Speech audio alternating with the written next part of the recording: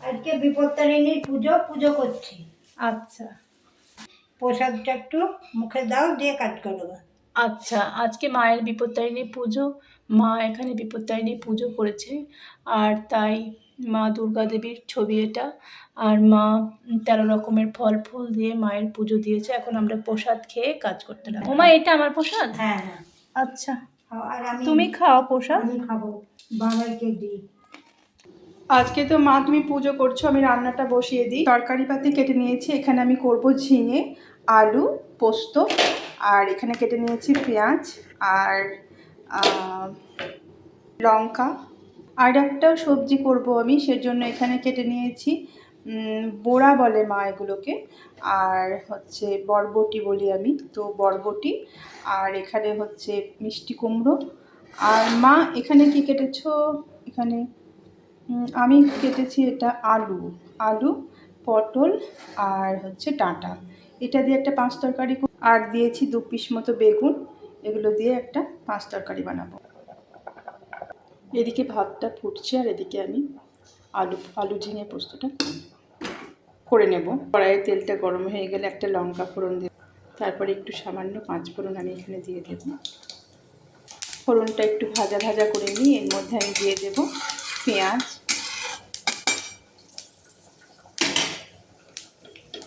কুচি করে রাখা পেঁয়াজ,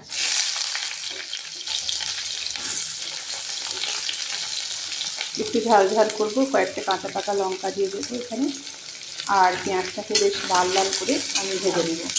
আলু পোস্তর মধ্যে কিন্তু পেঁয়াজটা দিলে আমার খেতে বেশ ভালো লাগে। অনেকে নিরামিষ আলু পোস্ততে পেঁয়াজ দেয় না। আমি যেদিন নিরামিষ করি সেদিন আমিও পেঁয়াজ দিই না, কিন্তু আজকে আমি পেঁয়াজ দিয়েই করবো। পেঁয়াজটা একটু লাল লাল হয়ে এসেছে, এখন আমি একে একে আলু আর ঝিঙেগুলো দিয়ে দেবো।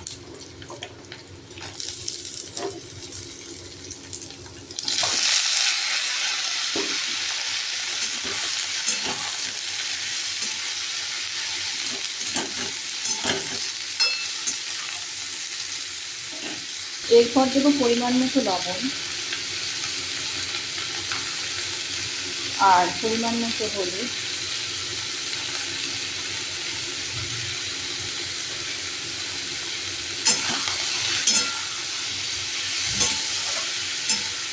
মা কিন্তু আলু পোস্ত খেতে খুব ভালোবাসে। আজকে কিন্তু আমি আলু পোস্ত করলাম, এটা কিন্তু মায়ের খাওয়া হলো না। আর একদিন কিন্তু আমি আলু পোস্ত বানাবো, সেদিনকে কিন্তু মায়ের জন্য করবো। আর আজকে যেহেতু মায়ের পুজো আছে, মা তো এটা খাবে না।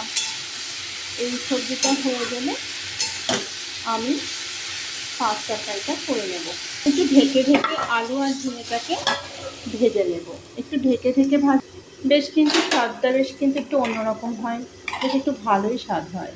তো আমি ওইদিকে এটা ঢেকে দিয়েছি। এখন ভাতটা একটু দেখবো, ভাতটা প্রায় হয়ে গেছে, আর একটু হয়ে গেলে কিন্তু ভাতটা আমরা নামিয়ে দেবো। তো এটা ওদিকে কষাতে কষাতে আমি কিন্তু অনেকখানি পোস্ত এখানে বেটে নিচ্ছি।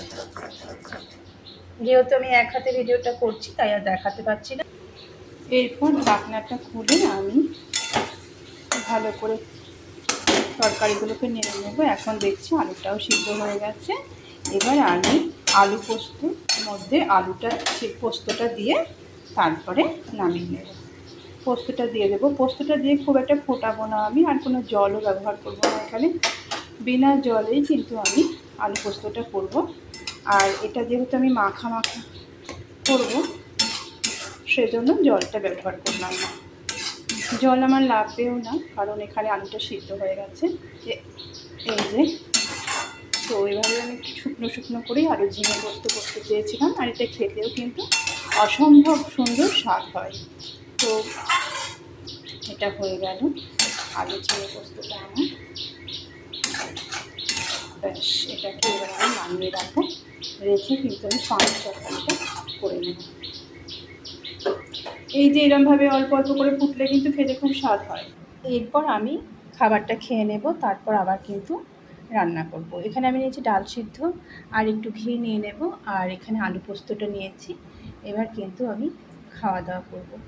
তারপর আমি একটু ঘিও নিয়ে নিয়েছি এখানটায়, তো ঘি দিয়ে ডাল সিদ্ধ দিয়ে আর এই আলু পোস্ত মাখা দিয়ে খাবো। দারুণ।